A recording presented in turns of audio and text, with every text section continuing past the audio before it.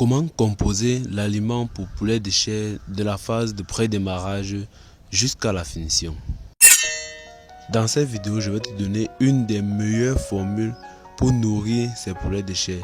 Donc reste jusqu'à la fin si tu veux réellement savoir comment composer, comment formuler dans les moindres détails l'aliment pour poulet de chair afin d'obtenir des poulets de qualité jusqu'à la fin de leur croissance. Avant de continuer, je te prie de m'ajouter un like en tapant sur le gros pouce, de t'abonner si tu ne l'as pas encore fait et d'activer la cloche de notification pour ne pas rater nos prochaines vidéos. Car dans les prochaines vidéos, nous allons aussi donner les formules pour nourrir ces porcs, ces lapins, ces dindons. Donc abonne-toi vraiment si tu veux recevoir nos prochaines vidéos. Si c'est fait, on se retrouve juste après l'intro de la chaîne.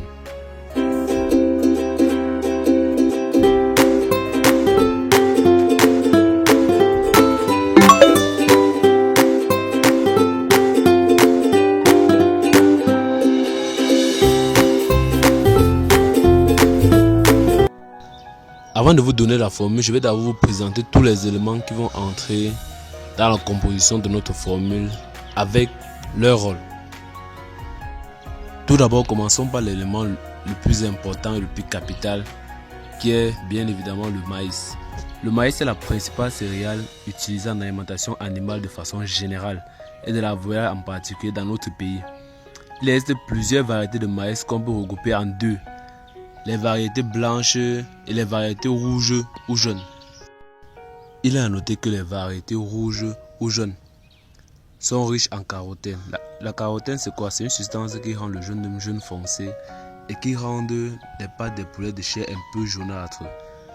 Elles sont recommandées dans l'alimentation des pondeuses. Il faut noter que cette variété est un peu rare sur le marché. Passons maintenant au tourteau de coton. Ce sont les résidus obtenus après extraction d'huile des grains de coton. Le tourteau de coton contient une toxine qui est le glossipol, qui lorsqu'il est incorporé dans un excès d'aliments colore le jaune d'œuf en noir chez les pondeuses, provoque une atrophie du foie et une toux à chaque effort physique. C'est pourquoi il n'est pas conseillé de dépasser un seuil ou un taux d'incorporation. En 3, nous avons le tourteau de palmiste. Le tourteau de palmiste n'est pas facilement digéré par la volaille. C'est la raison pour laquelle il faut respecter attentivement son taux d'incorporation dans la ration. Il est aussi important de signaler qu'en raison de sa forte teneur en huile, le tourteau de palmiste ne se conserve pas facilement. Le tourteau de soja. Ce sont les résidus qu'on obtient après extraction d'huile des graines de soja. Le soja et le tourteau contiennent une substance appelée antitrypsine qui, lorsqu'elle est incorporée dans une grande quantité dans la ration, empêche la synthèse d'un acide aminé appelé la trypsine.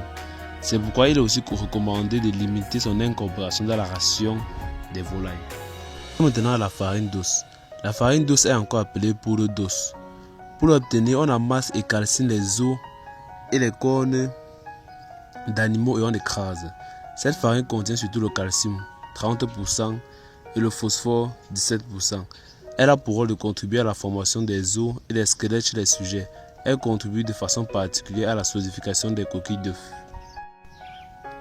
La farine de coquillage ou coquillage. Elle est obtenue à partir des coquilles d'animaux aquatiques, huîtres, moules, escargots.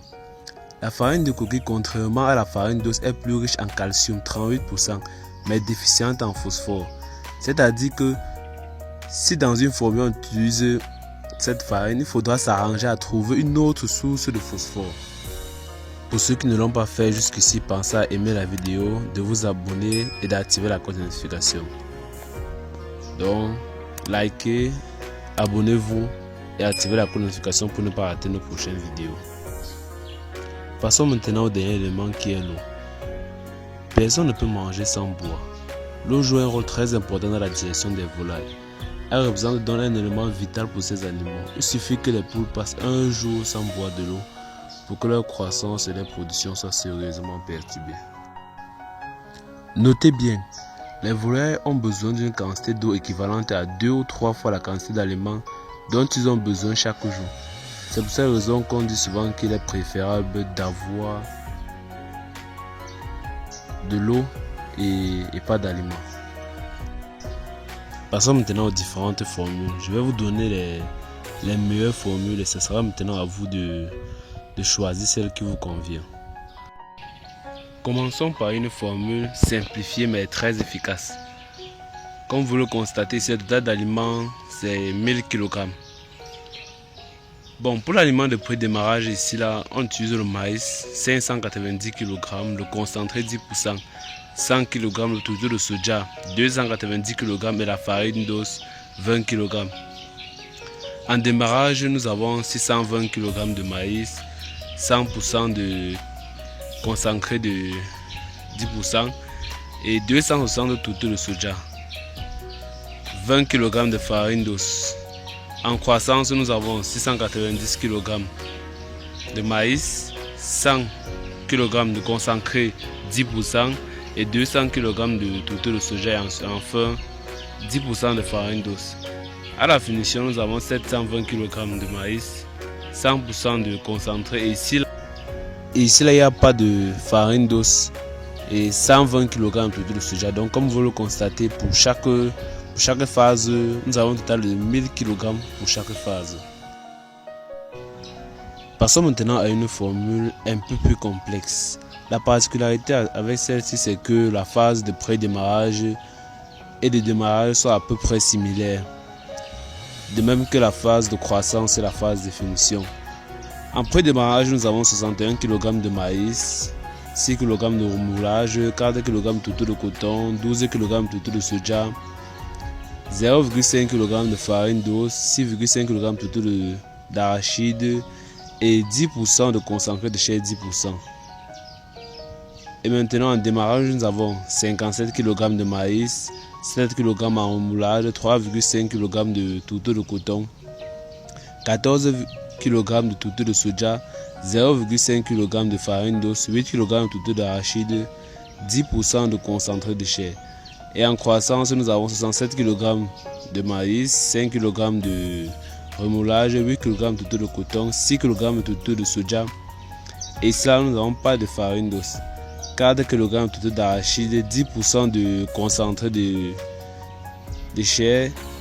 Et à la finition, nous avons maintenant 63 kg de maïs, 10 kg de remoulage, 9 kg de tourteau de coton, 7,5 kg de tourteau de soja, 0,5 kg de farine d'os. Et cela, nous avons l'absence de tourteau d'arachide. Et enfin, 10% de concentré de chair. Passons à la troisième formule maintenant. Cette formule est un peu améliorée pour 100 kg d'aliments. Ici là, nous avons le maïs concassé, 62 kg, 30 kg de tourteau de soja, 5,25 kg de farine de poisson, 0,5 kg de coquillage, 0,25 kg de sel et 22 kg de prémices de chair. Ça, c'est pour la phase de démarrage. En croissance, nous avons 64 kg de maïs, 29 kg de tourteau de soja, 3,35 kg de farine de poisson, 0,5 kg de coquillage, 1 kg d'huile de palme, 0,25 kg de sel, 2 kg de prémices chair.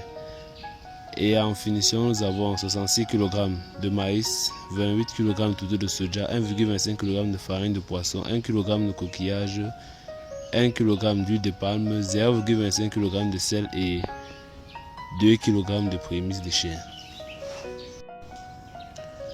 Pour tous ceux qui veulent rejoindre nos différentes plateformes pour les formations, les conseils en élevage et agriculture gratuitement, je vais mettre nos différents liens, que ce soit nos liens WhatsApp, Telegram, Facebook et aussi Instagram.